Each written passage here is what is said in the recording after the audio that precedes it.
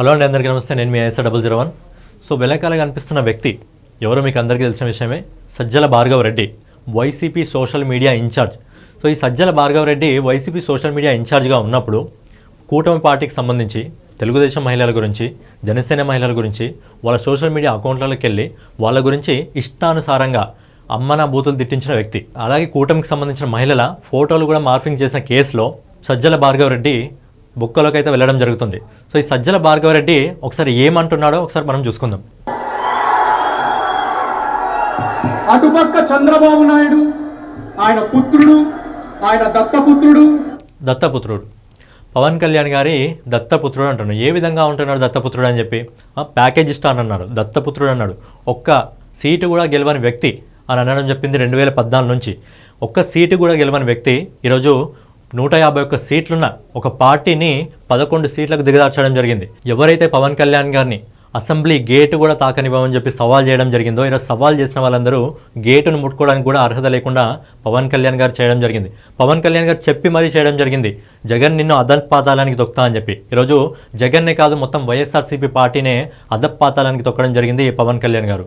అలాంటి పవన్ కళ్యాణ్ గారి గురించి ఇష్టానుసారంగా వీళ్ళు మాట్లాడడం జరిగింది. పవన్ కళ్యాణ్ గారు ఒకవైపు సినిమాలు చేసుకుంటూ, ఒకవైపు రాజకీయాల్లో ప్రజలకు సేవ చేసుకుంటూ, ప్రజల కోసం కష్టపడుతున్న ఒక వ్యక్తి గురించి ఇలా వీళ్ళు ఇష్టానుసారంగా సోషల్ మీడియాలో పోస్టులు పెట్టడం జరుగుతుంది.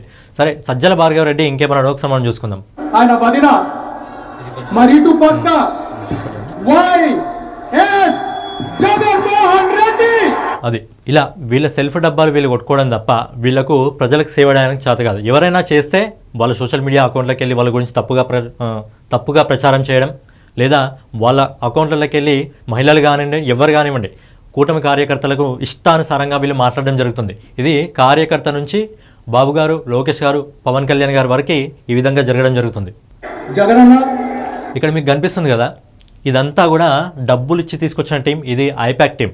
రీసెంట్గా మహానాడు సభ జరగడం జరిగింది. మహానాడు సభకి ఎంతమంది కార్యకర్తలు స్వచ్ఛందంగా రావడం జరిగింది. వాళ్ళకి బిర్యానీలు ఇవ్వాల్సిన అవసరం లేదు, బీర్లు ఇవ్వాల్సిన అవసరం లేదు. వాళ్ళు తెలుగుదేశం మీద, పార్టీ మీద ఉన్న ప్రేమతో, బాబుగారి మీద ఉన్న ప్రేమతో వాళ్ళు ఆ సభకి రావడం జరిగింది. కానీ ఇక్కడ ఉన్నది మొత్తము ఒక ఐపాక్ టీం. ఇది సజ్జల భార్గవ్ రెడ్డి మెయింటైన్ చేస్తున్న సోషల్ మీడియా టీం. వీళ్ళ పని ఏంటంటే డబ్బులు తీసుకొని అమ్మనా బూతులు తిట్టడం మాత్రమే వీళ్ళ పని. ఈరోజు మీ సోషల్ మీడియా సైనికులను, మీ సోషల్ మీడియా ఆర్మీని, సోషల్ మీడియా సైనికులు, సోషల్ మీడియా ఆర్మీ అంటే ఏంటంటే వీళ్ళ పదంలో, ఆర్మీ అంటే వీళ్ళ ఉద్దేశంలో ఏంటంటే ఎదుటి వాళ్ళని తిట్టడం, అక్కల్ని తిట్టడం, చెల్లెల్ని తిట్టడం, అమ్మనా బూతులు తిట్టడము, ఇది ఆర్మీ. అసలైన ఆర్మీ ఎవరంటే ఒక జన సైనికుడు. రీసెంట్గా ఆపరేషన్ సింధూర్లో చనిపోయిన మురళీ నాయక్ కూటమి జెండాను పట్టుకోవడం జరిగింది. అదే చేతులతో మన భారతదేశ జెండా పట్టుకొని ఈరోజు మన భారతదేశం కోసం, మన కోసం మురళీ నాయక్ ప్రాణత్యాగాలు చేయడం జరిగింది. అలాంటి మురళీ నాయక్ని ఆర్మీ అంటారు. అలాంటి మురళీ నాయక్ని అసలైన సైనికుడు అని అనడం జరుగుతుంది. సైనికులు అని చెప్పి, ఆర్మీ అని చెప్పి వాళ్ళ ఐపాక్ని టీంని అనడం జరుగుతుంది. నిజంగా ఇది సిగ్గుచేట సజ్జల భార్గవ్ రెడ్డి ఇలాంటి మాటలు మాట్లాడడం.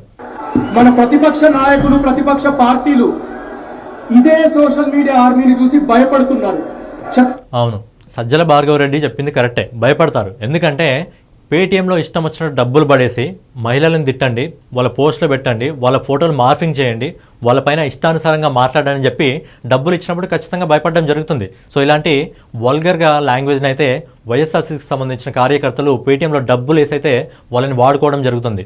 సజ్జల భార్గవ్ రెడ్డి ఏమంటాడంటే, వైఎస్ఆర్సీపీకి సంబంధించిన కార్యకర్తలంటే చాలా పద్ధతిగా మాట్లాడతారంట. ఒకసారి మీరు వినండి.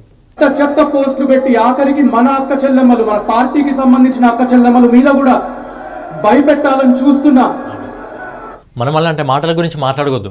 ఎందుకంటే వైఎస్ఆర్సీపీ కార్యకర్తలు డబ్బులు ఇచ్చి అమ్మల గురించి, అక్కల గురించి మాట్లాడడం జరిగింది, ఇష్టానుసారంగా మాట్లాడడం జరిగింది. లోకేష్ గారి గురించి బాడీ షేమింగ్ గురించి కూడా మాట్లాడడం జరిగింది. అలాగే పవన్ కళ్యాణ్ గారి భార్యల గురించి కూడా మాట్లాడడం జరిగింది. సో ఇలాంటి వాళ్ళు ఇప్పుడు నీతులు చెప్పడం జరుగుతుంది. మీరు నేర్పించిన సంస్కారంతో ఇక్కడ ఉండే ఎవ్వరు కూడా, సంస్కారం గురించి భార్గవ్ రెడ్డి మాట్లాడడం జరుగుతుంది. సంస్కారం అంటే ఏంటో వీళ్ళ నాయకుడిని అడిగి తెలుసుకోవాలి. చిన్న పిల్లల ముందు, స్కూల్ పిల్లల ముందు ఒక మీటింగ్ పెట్టి అక్కడ పవన్ కళ్యాణ్ గారి వివాహం గురించి మాట్లాడడం జరుగుతుంది. చిన్న పిల్లలకు మీటింగ్ పెట్టినప్పుడు నువ్వు చదువు గురించి మాట్లాడాలా లేకపోతే పిల్లల గురించి మాట్లాడాలా, అలాంటి మాటలు వీళ్ళ నాయకుడు మాట్లాడడం జరిగింది.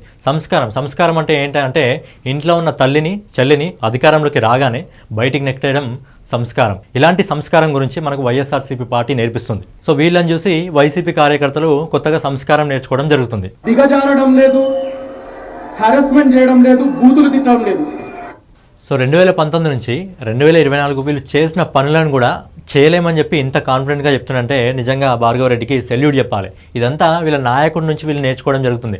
అయితే పోలీస్ విచారణలో భార్గవ్ రెడ్డి ఏం చెప్పడం జరిగిందంటే నాకేం సంబంధం లేదు, నేనేం చేయలేదు, పూర్తిగా వాలంటీర్స్ చేయడం జరిగింది అని చెప్పి భార్గవ్ రెడ్డి చెప్పడం జరుగుతుంది. పాపం వాలంటీర్స్ ఏం చేస్తారు భార్గవ్ రెడ్డి, 5,000కో 6,000కో పని చేసుకుంటూ వాళ్ళు మీ పార్టీకి పనిచేయడం జరిగింది. ఈరోజు అలాంటి వాలంటీర్ల మీద భార్గవ్ రెడ్డి అయితే దొబ్బేయడం జరిగింది. సో ఫైనల్గా ఇదనమాట, భార్గవ్ రెడ్డి 2019 నుంచి 2024 వరకు వైసీపీ సోషల్ మీడియా ఇన్ఛార్జ్గా ఉంటూ ఇలా కూటమికి సంబంధించిన మహిళల గురించి వాళ్ళ ఇష్టానుసారంగా మాట్లాడడం జరిగింది, వాళ్ళ ఫోటోలు మార్ఫింగ్ చేయించడం జరిగింది.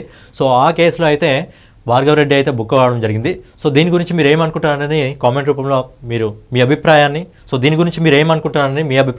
కామెంట్ రూపంలో తెలియజేయండి.